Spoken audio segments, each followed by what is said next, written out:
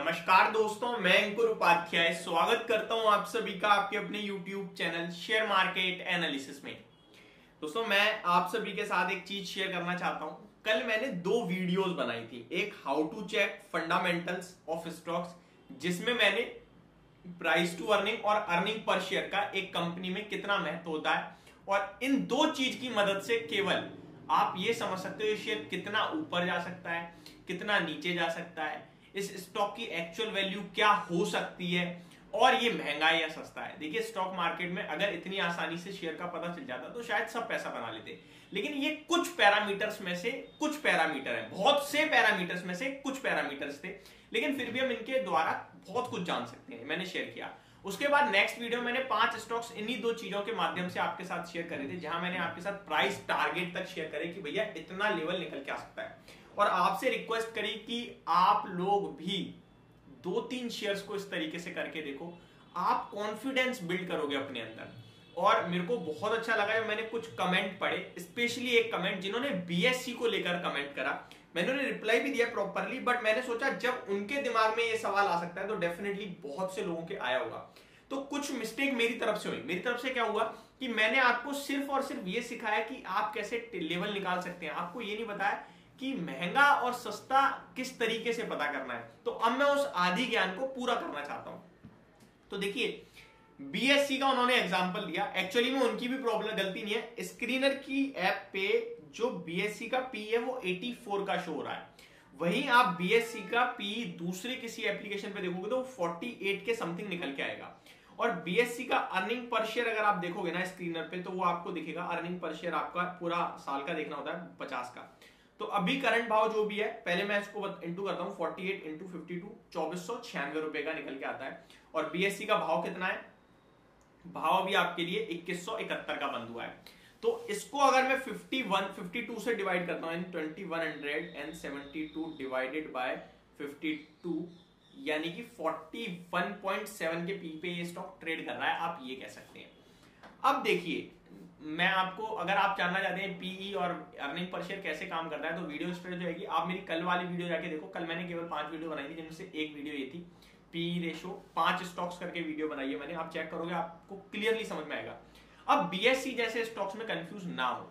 अब बीएससी जैसे स्टॉक्स में क्यों ना कंफ्यूज हो, इसका जब आप पीई चेक करते हो ना 10 साल का या 5 साल का, तो आपको देखने को मिलेगा ये हाईएस्ट पीई पे ट्रेड कर रहा है।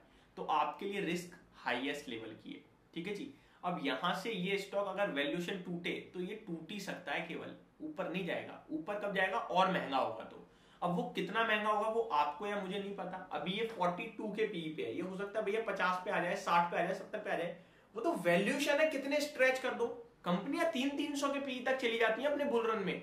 मैं ये बीएससी को ये नहीं कह रहा कि ये भागेगा, और मैं ये बता रहा हूं कि ऐसे स्टॉक्स में ये वाला पैरामीटर काम नहीं आएगा, क्योंकि आप इसमें टारगेट निकाल ही नहीं पा रहे। हमें उन स्टॉक्स पे फोकस करना है जिनका मीडियन पी से नीचे पी ट्रेड कर रहा है। जैसे मैंने आपका टीसीएस दिया, मैंने आपका एचडीएफसी बैंक दिया, मैंने आपको रिलायंस दिया, इन्फोसिस।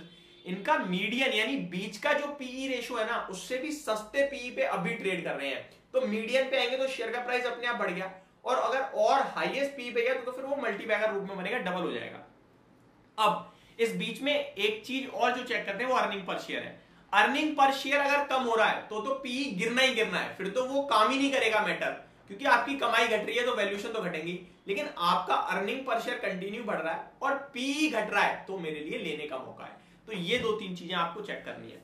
अब देखिए बीएससी के केस में क्या है। बीएससी केस में हाईएस्ट पी है, मीडियन पी 22 का है, अभी 42 के पी पे है, तो ये डबल ट्रेड कर रहा है। ये लेने का मतलब ही नहीं बनता वैल्यूएशन वाइज। अगर मैं इस पैरामीटर से लूंगा तो ये बिल्कुल नहीं लूंगा। अब मैं एक एग्जांपल दूसरा देता हूं, जो मैंने कल आपके साथ शेयर करे थे। एचडीएफसी बैंक का ले लेते हैं हम। एचडीएफसी बैंक देखें तो देखिए, इसका करंट पी 17 का है और 5 साल का मीडियन पी 23.4 का है, यानी कि पहला parameter thumbs up. Current P median P से कम है, यानी कि मैं इसे ले सकता हूं। लेकिन पी तो कम है, क्या अर्निंग पर शेयर कंटिन्यू बढ़ रहा है, ये मुझे चेक करना है। अगर अर्निंग पर शेयर घट रहा है तो फिर क्रॉस मार दूंगा, तो नहीं ले सकता मैं। तो अब मैं सीधे जाऊंगा नीचे और अर्निंग पर शेयर चेक करूंगा। तो वो मैं देखूंगा FY20 में 49 का था, FY21 में 58 का था, FY22 में 69 का था, FY23 में 82 का था, और करंटली 89.6 का, यानी अर्निंग पर शेयर बढ़ रहा है। तो फिर कोई दिक्कत नहीं है, मैं इसे ले सकता हूं इस पैरामीटर को देखते हुए। सेम चीज सीडीएसएल के साथ भी मैं करता हूं, क्योंकि ये स्टॉक्स भागे हुए हैं तो लोगों को समझ में ज्यादा आएगा। सीडीएसएल करंटली 59 के पीई पे है, ठीक है जी। कंपनी का 59 का पीई है और 5 साल का एवरेज पी देखूं तो ये स्टॉक 2 साल पहले जो भागा था उस बुल रन में 70 के पीई तक गया था ये, यानी कि ये और स्ट्रेच हो सकता है, यहां से हो सकता है, नो डाउट। अगर हाईएस्ट पी तक गया तो क्या टारगेट बनेगा वो भी बताऊंगा। उससे पहले अर्निंग पर शेयर देखा है तो अर्निंग पर शेयर ठीक बढ़ रहा है, कोई दिक्कत नहीं है, बीच में गिरा था लेकिन अभी फिर बढ़ रहा है। हाईएस्ट पी में देख पा रहा हूं 70 का है और अर्निंग पर शेयर आपको मैंने बताया 30 का अर्निंग पर शेयर है, तो 30 इंटू 70 करता हूं तो 2100। ये स्टॉक 2100 तक बुल के सिनेरियो में जा सकता है क्योंकि उतने वैल्यूएशन इसने देखे हैं, लेकिन इसका मीडियन पी देखोगे तो 37.5 का है, यानी कि अभी मीडियन पी से महंगा ट्रेड कर रहा है, तो मैं नहीं लूंगा। जिनके पास है वो हाईएस्ट पी के लिए बेशक वेट कर ले। तो ये सारी चीजें आपको और बतानी थी जो मैंने कोशिश करी, होप आपको समझ में आई होंगी। Thank you so much for watching this video, have a great day guys.